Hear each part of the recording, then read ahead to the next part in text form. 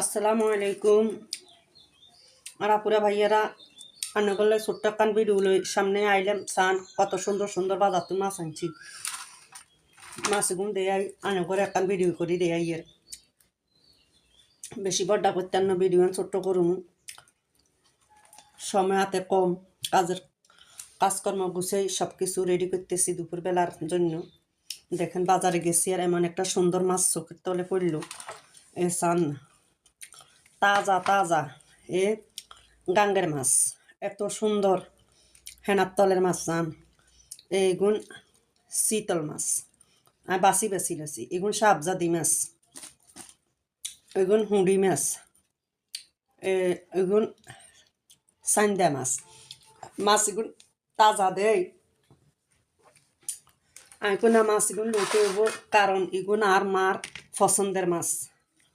আমার মা সে ছোটোবেলার থেকে দেখি এসছি বড় মাছের থেকে ছোটো মাছগুলো বেশি পছন্দ করত, আর পছন্দ করার সাথে সাথে মাছগুলো কিনতো।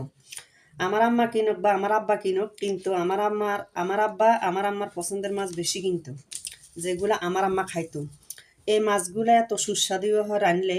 আমার মার কাছে দেখছি আমার মা নিজ হাতে কুটতো, ধুইতো, রান্না করতো। আমার দাদিও পছন্দ করতো আমার আম্মার মাছগুলা। তো আমার আম্মা এখানে যতগুলা মাছ আমি আমনা করে দেখাইতেছি, আমি বাঁচতে একটু সময় লাগবে। এখানে দেখেন এই যে চিংড়ি মাছও আছে ছোট ছোট, এগুলা বাছি আমি সবগুলা দেখা মনে করে। এরপরে এই যে কাসকি মাছ, এগুলা মানে এমন কোনো মাছ এখানে আমার অপছন্দের নাই।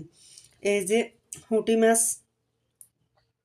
আমার আম্মা কড়া ভাজি করে খেত, শুকনা শুকনা ভাজি লাল লাল করি। এগুলোর সাথে পেঁয়াজ বা কাঁচামরিচ ধনে পাতা কিছুই দিত না, একদম শুকনা ভাজি করে খেত।